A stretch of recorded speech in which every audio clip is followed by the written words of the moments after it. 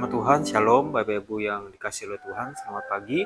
Pada hari ini kita akan merenungkan kebenaran firman Tuhan, sebelum itu kita bersatu dalam doa. Bapak, kami sungguh mengucap syukur kepadamu untuk pada pagi hari ini kami boleh untuk dapat mendengar dan juga menyampaikan kebenaran firman Tuhan. Biarkanlah firman Tuhan pada hari ini dapat memberkati setiap jemaat Tuhan yang mendengarnya, dan juga dapat menjadi rema dalam kehidupan kami. Terima kasih Bapak, terima kasih Tuhan Yesus. Inilah doa ucapan syukur kami hanya di dalam nama Tuhan Yesus. Haleluya. Amin. Nah, Bapak Ibu yang dikasihi oleh Tuhan, pada pagi hari ini kita akan merenungkan kebenaran firman Tuhan yang terdapat di dalam Mazmur pasal yang ke-18 ayat yang pertama sampai dengan ayat yang ketiga. Bagaimana pemazmur ingin menyampaikan kepada kita semua di dalam Mazmur pasal 18 ayat 1 sampai 3 ini, yaitu saya akan memberikan judul firman Tuhan adalah Tuhan kekuatan hidupku. Saya membacakannya daripada ayat yang pertama. Untuk pemimpin biduan dari hamba Tuhan, yakni Daud, yang menyampaikan perkataan nyanyian ini kepada Tuhan, pada waktu Tuhan telah melepaskan dia dari cengkeraman semua musuhnya dan dari tangan Saul, ia berkata, Aku akan mengasihi Engkau, ya Tuhan, kekuatanku, ya Tuhan, bukit batuku, kubu pertahananku dan penyelamatku. Allahku, gunung batuku, tempat aku berlindung, perisaiku, tanduk keselamatanku, kota bentengku. Nah, Bapak Ibu yang dikasihi oleh Tuhan, bagaimana Mazmur pasal 18 ayat yang pertama sampai dengan ayat ketiga ini ditulis Daud sebagai ungkapan syukur atas pertolongan Tuhan yang melepaskannya dari musuh-musuhnya. Nah, bagaimana Daud membuka dengan pernyataan yang luar biasa bahwa Tuhan sumber kekuatannya. Maka ia menggambarkan Tuhan itu sebagai gunung batu, kubu pertahanan, dan juga perisai. Ini bagaimana simbol yang boleh dikatakan sebagai perlindungan bagi seorang Daud. Bagaimana Daud tahu bahwa tanpa Tuhan ia tidak akan bisa bertahan. Tanpa Tuhan dia tidak akan bisa menjadi seorang raja. Nah, saya akan membaginya dalam 3 poin saja. Pertanyaan yang pada pagi hari ini dapat saya sampaikan bahwa siapa yang menjadi sumber kekuatan kita, siapa yang menjadi kekuatan sumber utama kita untuk hidup. Dalam kehidupan kita pastinya apakah kita sudah sungguh-sungguh mencintai Tuhan dengan segenap hati atau hanya mencintai berkatnya saja. Apakah kita melihat Tuhan sebagai batu karang yang tidak tergoyahkan dalam kehidupan kita sebagai orang yang percaya kepada Tuhan? Bagaimana poin yang pertama, yaitu mengasihi Tuhan adalah dasar iman.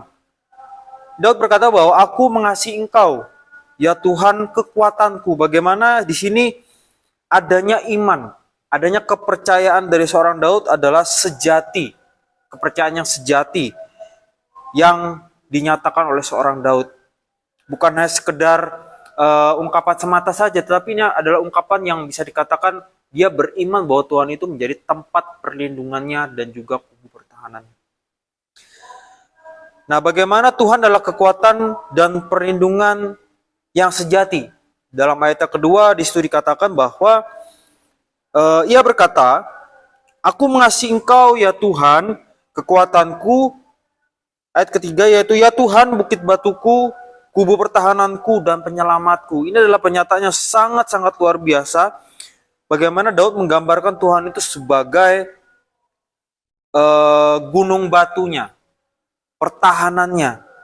Bagaimana Allah yang sudah menyelamatkannya itu adalah Allah yang ia sembah. Bagaimana dia sudah menyatakan bahwa Tuhan adalah gunung batunya, gunung batuku yang bisa dikatakan oleh Daud. Bagaimana dunia bisa goyah, dunia bisa saja mengecewakan, tetapi Tuhan akan tetap teguh sebagai pelindung kita. Inilah yang bisa dikatakan oleh Daud bahwa dia itu adalah perlindungannya. Bagaimana yang ketiga, berseru kepada Tuhan mendatangkan kemenangan. Terpujilah Tuhan. Ini adalah seruan seorang Daud. Bagaimana setelah dia dikejar-kejar oleh Saul, bagaimana dia dikejar oleh musuh-musuhnya, bagaimana seorang Daud ini tetap memuji nama Tuhan. Bahkan dia memanggil nama Tuhan, terpujilah Tuhan. Aku berseru kepadanya, maka aku pun diselamatkan dari musuhku. Bagaimana Daud mengalami bahwa doa dan seruan iman tidak akan pernah sia-sia. Kemenangan rohani bukan hasil usaha manusia. Sekali lagi, kemenangan rohani bukan hasil usaha dari seorang manusia, melainkan jawaban dari Tuhan atas seruan umatnya.